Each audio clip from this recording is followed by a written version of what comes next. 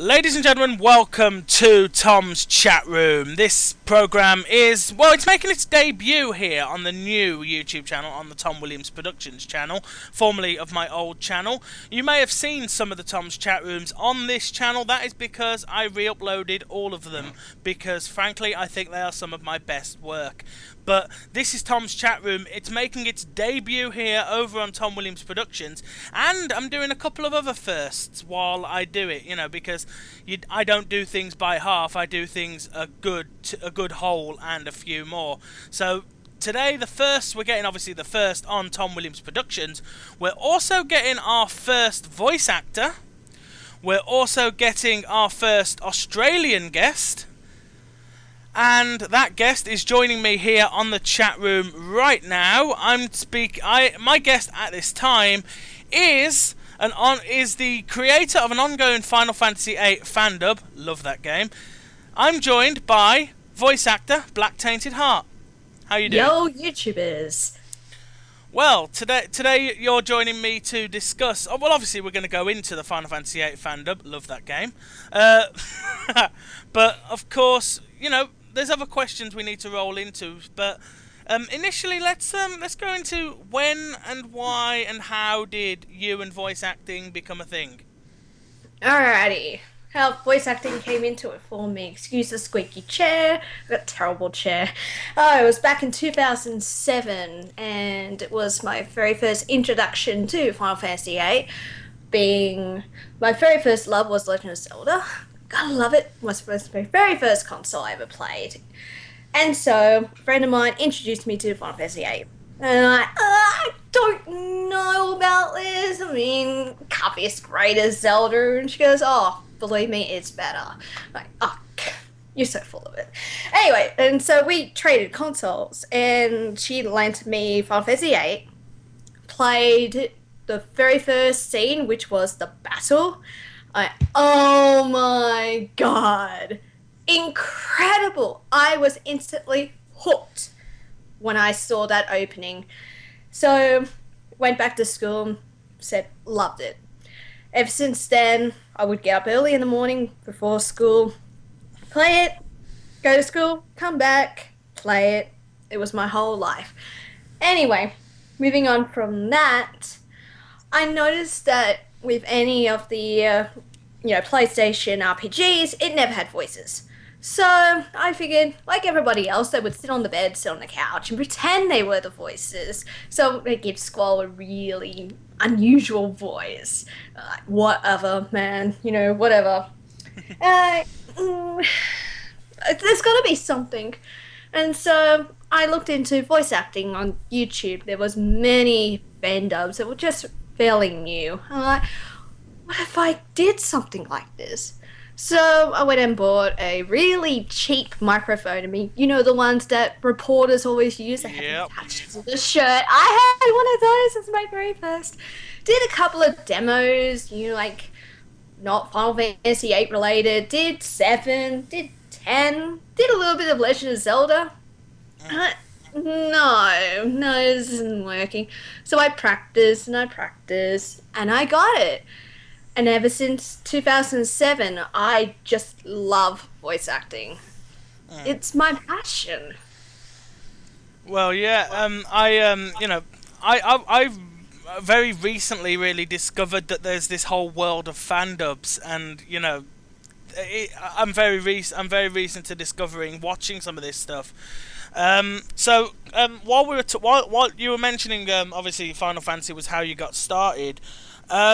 Do you think Final Fantasy is better now that it has voice actors built in, or do you sort of feel a bit that the games were better when the voice acting was in your head more so than actually built in? I think some people would agree and disagree with me that I find that when you put the voices to it yourself in your head, it seems to be a lot better.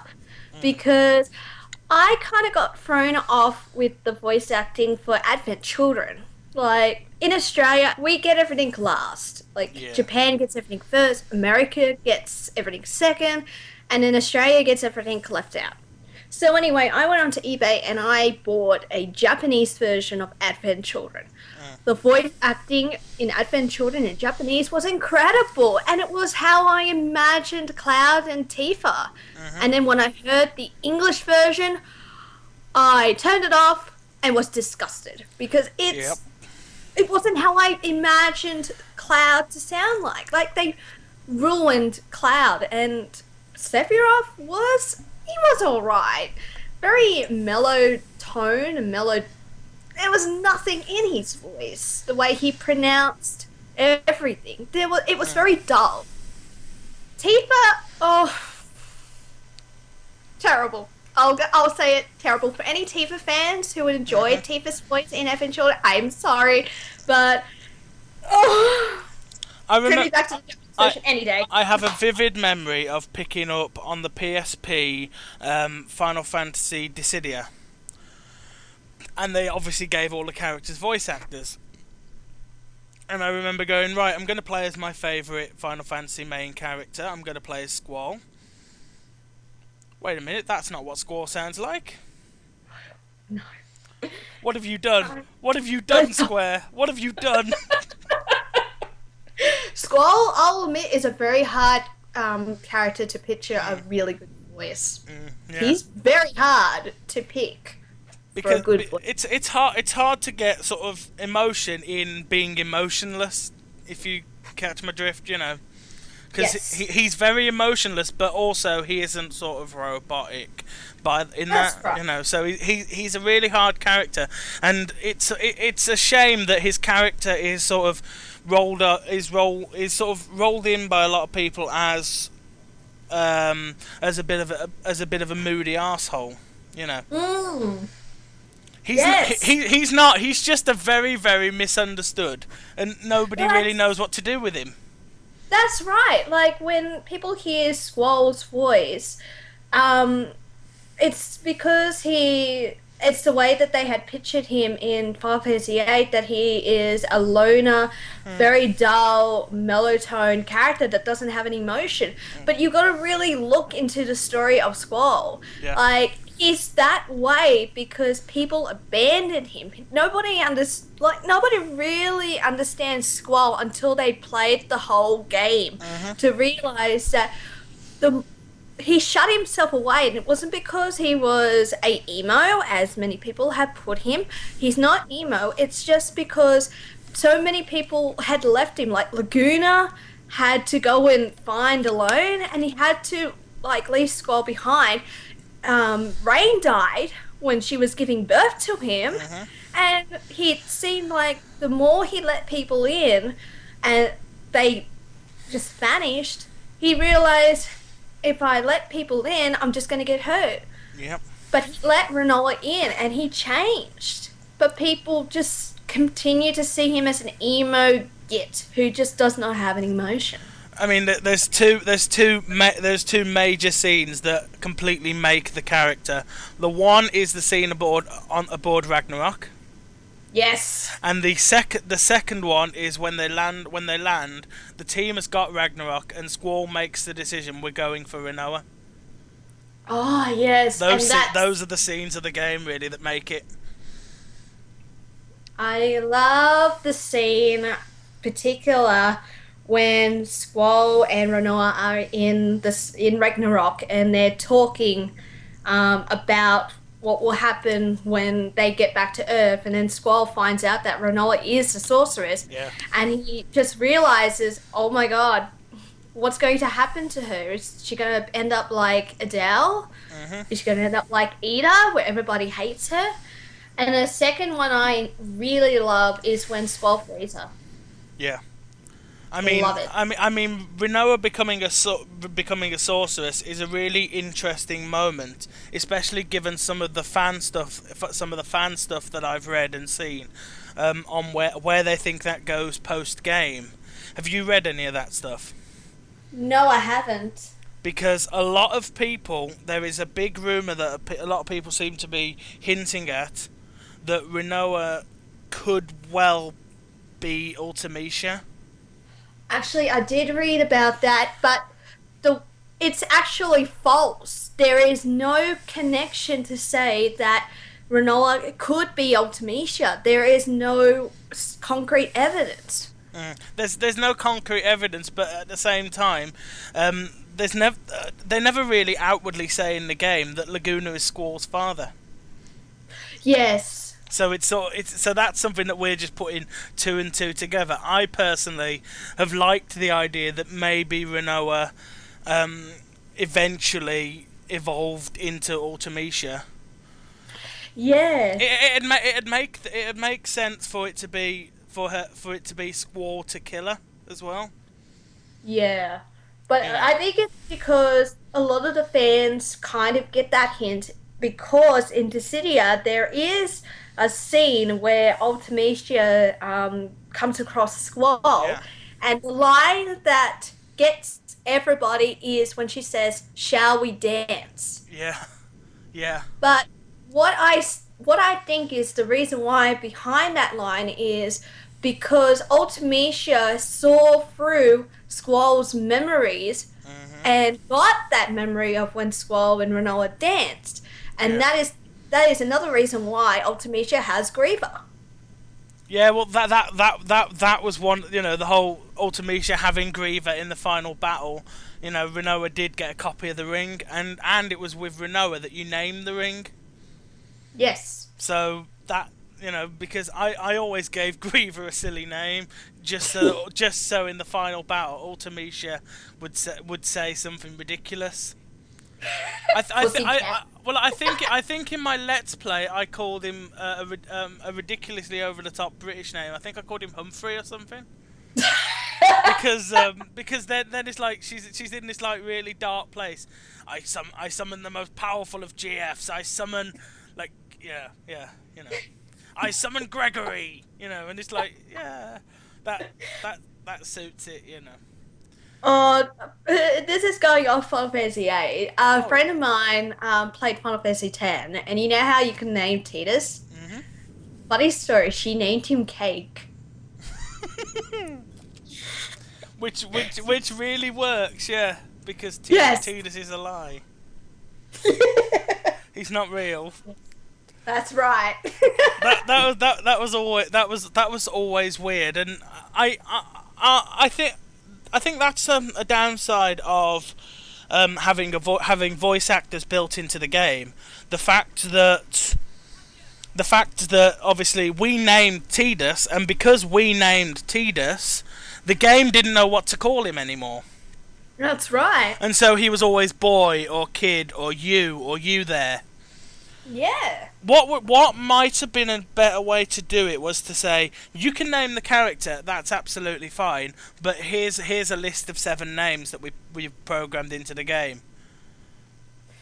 Yes. You know, here's a list of 20 names. You know, you can use one of these names and just cover the spectrum of name ideas. So have some suitably Final Fantasy names, a couple of sort of anglicised names, and some stuff in the middle. You know. Oh, there goes my chair. Yes. I think when they did Final Fantasy 10, they left out the coding that was for what they did with 7, 8, and 9. Yeah. I think that's what it was because they were using brand new technology. Because I always think that makes Tidus seem like less of a hero. The fact that nobody is able to call him by his name. Yeah, that's right. I mean, it works for Auron calling him kid. That works. That's right. Because, you know, he is a kid. Auron is about about 70. Auron looks to be in his 60s. You know, that sort of works. Yes. But for other people, you know, for Waka to just have to overly call him brother, you know. Yeah. And the fact that you couldn't name Yuna, that was what? Yeah, exactly. You know. What female character could you not name? Come on. Yeah. Although you could only really name the main character in every other game, and sort of Tidus was effectively the player character. Yeah. But some of the other questions that I've got, I mean, sort of. So when you decided you wanted to do your fandub that's ongoing, why did you pick Final Fantasy VIII of all? You know, because it is sort of universally panned by a lot of people. Oh, yeah, definitely. I I mean, mean, it's so, wrongly, but you know, why did you pick Final Fantasy VIII to do that? You know. I think I think it was because Final Fantasy VIII was my very first love of the PlayStation, and that it was a shame to see such a beautiful story with no voice acting. And the fact that I was so closely connected to the characters, I wanted to see how Final Fantasy VIII would go with voice acting. Yeah. I mean, you've seen Final Fantasy X with voice acting, and the voice acting is it's all right for the very first Final Fantasy ever that had Yeah. voice acting, but I think because Final Fantasy VIII had a strong connection with me, and I just loved it. You know, like sitting there playing it, going through the emotions of each character because it is a very deep story, Oh yeah. and I know it's very heavily panned because since the release of Lightning Returns and all the other games that Square Enix has done, Final Fantasy 7, 8, and 9 have been left in the dark. Mm. It's a real shame. I mean, it does to a degree almost feel like Final Fantasy's falling a little bit at the moment. It is because now that you've got all these How many brands games have they done independent- in Final Fantasy 13 now? 12, 13? They've done loads of Oh, them. 13's got so many spin-offs 13 now. I think it's 5 going now? to yes, I think it's going to about reach the same number as what 7 has. Yeah, I at first I wasn't sure about whether I like a sequel, but to be honest, Square Enix could, if Square Enix said, right, we're gonna continue the story of Final Fantasy VIII. Yep, you can have my money now. You know, Take my bit. I will buy Money. that. You know, they can have Yeah, it. I would definitely buy it. Yeah, take my money. You can have it now. take it. Take it. But yeah. So. I mean, I certainly am looking forward to seeing some of the major scenes from Final Fantasy VIII done in your fandub. You know, I'm really looking forward to some like the scene we mentioned aboard Ragnarok, and you know, seeing how that one goes. Oh yes, the Ragnarok is going to be my favorite. Especially, I was just talking to my partner the other day about what scene I'm really looking forward to doing, and that is when Renoa is possessed. Yeah. I have big plans for that. Mm. I mean, there's also I mean another character to talk about from the Final Fantasy VIII game. Another character who is sort of put across as a bit of a villain, but at the same time, I don't think is a villain at all. Is Cypher? Cypher, yes. Is he a villain? No, not really. He's taken in by Idea / Ultimecia. Come on, the game's old enough. We know the ending by now. Yes, You know, and it's like at the end he's just happily fishing with his mates, and it's sort of like fishing scene. I love the fishing scene. you know. So And it's- right. he wasn't a villain at all, but yet he's like one of the most badass villains at all time while he's being a villain. Oh yes, Cypher is particularly one of my favorite villains. He was hard to cast. Because originally, when I did the fandub many years ago, back in the early 2000s, I had a voice actor who I'm really good friends with called Leon, or Kiromaru16. He was my original Cypher, but he had to drop because he felt like that he couldn't fit in with the character too well. So I recasted, and I actually got my partner, Ozzy7, who is actually running a Final Fantasy VII fandom, who plays the villain.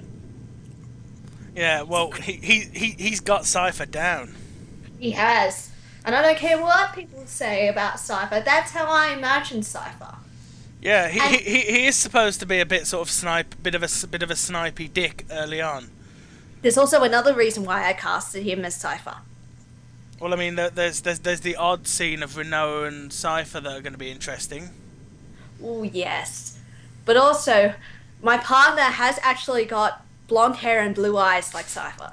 Looks a bit like him. He does! He's perfect for the role. But yeah, I'm certainly. I mean that backstory there, the Cypher and Renoa backstory. It's hinted at that something happened, but it's never outwardly said this happened. Have they ever said what happened in that? I mean, because he hints at this romantic dream. The romantic dream of becoming the Sorceress Knight. But he was dating Renoa before. And the reason why Renoa was at the dance was because she was trying to not just find Sid, but also find Cypher. Mm. And when she found out that he didn't pass, well, yeah, crap in the pan. She moved on to a successful See. That's right. She moved on to something better. I'm sorry, Cypher Renoa fans. I mean that really does that really does make her look like a bit of a gold digger, but at the same time, you know where she's, you know that well, I've played the game. Squall makes the money. He does. Especially when he becomes an A rank seed. Oh yes, and then he becomes leader of the seed and yeah. Oh God! Seed commander, all this power on somebody who doesn't understand his own emotions. Part of it makes me think that Sid was just being a bit. Yeah, let's just test him and see how long it takes him to fail. I think Squall failed in the whole trying to get a speech done and then realised he stuffed up. It's like, cut the mic. But he did okay. He did all right as seed captain. Yeah, he did a good job. Yeah, he won. And he got the girl. He got the girl. That's more than a lot of Final Fantasy heroes. Oh yeah. Zack ending Crisis Core lying in a pool of his own innards. Oh yes. That was a horrendous scene as well. It was horrible the way that they killed off Zack. But especially the fact that you're playing that and it's something that they've done in other games, But it's the fact that you're fighting that battle and you think, well, I'm in a battle that I'm fighting. Surely I can win. But it's a battle that you cannot win. That's right, and not to mention Final Fantasy VII is the only game that I know of that killed two favorite characters. Oh yeah, one in each. Well, one in each game, But are they the first one to kill the hero? And to kill the female too. Yeah. You're supposed to protect the girl, but they ended up killing her. Like, what were you thinking? That is a legendary scene. That is. It is. It's one scene that everybody will still remember. Everybody knows about it. That's right. If you ask any Final Fantasy VII fan, what's the scene that you remember the most? Era of Steph. I think any Final Fantasy fan. Yes. I think any Final Fantasy fan, if you just say, oh, Final Fantasy VII, tell me about it. Oh well, it's got the villain with the 30-foot sword, and the girl dies. Yes. I don't think I've ever seen any Final Fantasy that's done that. That's created a memorable scene. Wow. They need some memorable stuff in the new games, really, because I don't know anything about the new games. Yeah, here's something too. Have they ever featured blood? Except for Crisis Core. I'll take that back. No, I don't think they have. Final Fantasy VIII was the very first game to feature blood. Oh yeah. Yeah. It's certainly a game that I'm sort of 50-50 on whether they should do a proper HD redo on next gen consoles. They did do a dance scene for the PlayStation 2, but never continued. Because I'd love to see them do a complete game rebuild in the Final Fantasy 13, 14 engine. Yes. Just to see how cool some of the stuff in that game would look with next generation graphics. Well, yeah, but you want to make sure you got the original animators. You don't want the new animators to do it. True. They'll ruin it. There's the element to me that just like to see them have a go. You know, Yeah. they might mess it up, but if they do, I've still got it on my virtual console. So I've still got my original PlayStation 1 and my PC game. I've got it on the I've got it on the virtual console. You know, very useful. So Yeah. in terms of favorite character to voice is one of the other things I wanted to know. Bruno is always going to be my favorite character voice. Any I other mean, any other favourites? If anybody else that you've done who you particularly enjoyed? well, I did do Yuna many years ago. She's another really good character to voice. However, the most one that people would remember as being my best was Ash from 12 to pull off the English accent. And I did certainly try to get people from the fandub Facebook page to drop questions in, and I got one, Oh, which wow. I got one, and I think what Steph was trying to get at was, what's your dream job? Oh, dream job. Wow. Well, actually, I'm in my dream job right now. I'm an actual 3D animator, modeler, director, and editor. So you All so Hmm? you got the dream. I got the dream. I'm working on it. Currently on holidays at the moment, but I go back next month to continue on my dream. Awesome. Love it. I always wanted to be an animator. I always wanted to be a 3D designer to create my own game, my own horror game. Huh. But growing up in Australia, it's very hard because you've got to. The animation industry in Australia is drying up, and all the work is going over to America, which is a real shame because Australia had so many great animations, but they're all going overseas because there's not enough. Huh. And so, I was shot down by my parents. That's a later story. But in almost close to my 30s, I'm in my element. Hmm? I know the feeling about getting things third and or last living in the UK. You know, Japan, America, then sort of us and you at the same sort of time. Yes. You know, I certainly know the negatives of not living in America. Yeah, that's right. And now they're sending all the Australian jobs overseas. Yeah. It's terrible. It's just Well, shocking. you know, I think I think as we start to rap, I think a little bit, not the Eminem style because I can't do that. Um, I Matt, Emineming, rapping. Yeah, I think as we come close to wrapping up, we need to go through the end of the Tom's chat room stuff, which is the plugging things where people can find you, where they need to go to get in touch, where they need to go to watch what you do, and anybody you think needs special attention from the viewers. Fantastic. Okay.